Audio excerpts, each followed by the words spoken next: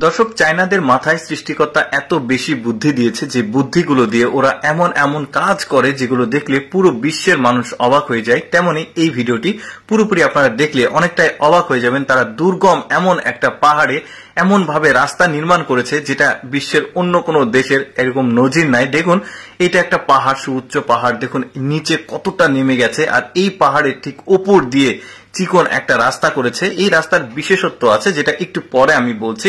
আগে একটু রাস্তাটা দেখিয়ে নিই যে কতটা দুর্গম আর কতটা কঠিন এই রাস্তাটা।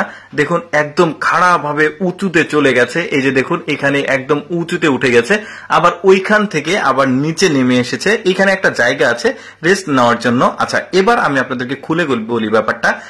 এটা হচ্ছে সিঁড়ির রাস্তা, অর্থাৎ আপনি বাইক, গাড়ি, কোনো কিছু যানবাহন নিয়ে আসতে পারবেন না। হেঁটে হেঁটে আপনাকে এই রাস্তাতে ভ্রমণ করতে হবে।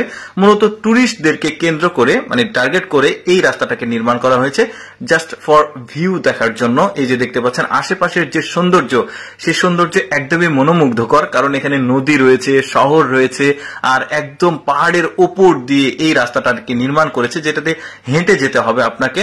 অনেকটা দীর্ঘ রাস্তা, মানে যাদের ট্রেকিং করার অভ্যাস রয়েছে, হাঁটার অভ্যাস রয়েছে, পাহাড়ে ওঠার নামার অভ্যাস রয়েছে, তারা কিন্তু এইরকম এক্সট্রিম লেভেলে রাস্তাগুলোতে ভ্রমণ করতে আসে। দেখুন, কিছু কিছু জায়গাতে একটু পর পর রেস্ট নেওয়ার জায়গা আছে, কিছু দোকানপাট আছে দুই একটা করে, আর মানে সুযোগ সুবিধা আছে, বিদ্যুতের ব্যবস্থাও রয়েছে।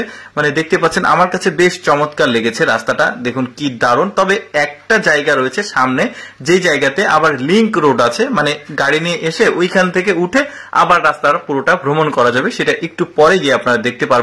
এই যে দেখতে পাচ্ছেন সিঁড়ি রয়েছে, কিন্তু প্রচুর সিঁড়ি রয়েছে। এই যে দেখুন, সিঁড়ি বেয়ে বেয়ে এদিক দিয়ে নেমে গেছে। আর এই পানিটা দেখুন, এই নদীর পানিটা কি চমৎকার ব্লুইশ কালার, ভালোই লাগছে দেখতে। এই যে সামনে যে জায়গাটিকে দেখছেন, এই জায়গাটার নিচে একটা রাস্তা রয়েছে যেখান দিয়ে গাড়ি নিয়ে এইখানে আসা যাবে। কিন্তু এখানে এসে আপনি রেস্ট নিতে পারবেন, একটু আশেপাশে ভ্রমণ করতে পারবেন। আর এইখান দিয়ে যখন যাবেন, এই রাস্তা দিয়ে আপনাকে হেঁটেই যেতে হবে। এই যে দেখতে পাচ্ছেন সিঁড়িগুলো বেশ চমৎকার, যে টাওয়ার, মোবাইল টাওয়ার রয়েছে। আর সামনের দিকে এমন একটা সুন্দর স্পট রয়েছে, যে স্পট থেকে আপনি আশেপাশের 360 ডিগ্রি চমৎকার ভিউ পাবেন, সৌন্দর্য দেখতে পারবেন। একটু পরে গিয়ে সেটা দেখতে পারবেন ভিডিওর শেষের দিকে, যে সামনে কেন এত মানুষ এত কষ্ট করে সামনের দিকে যায়, এই রাস্তাটাকে অতিক্রম করে। একটু পরে গিয়ে সেটা বুঝতে পারবেন।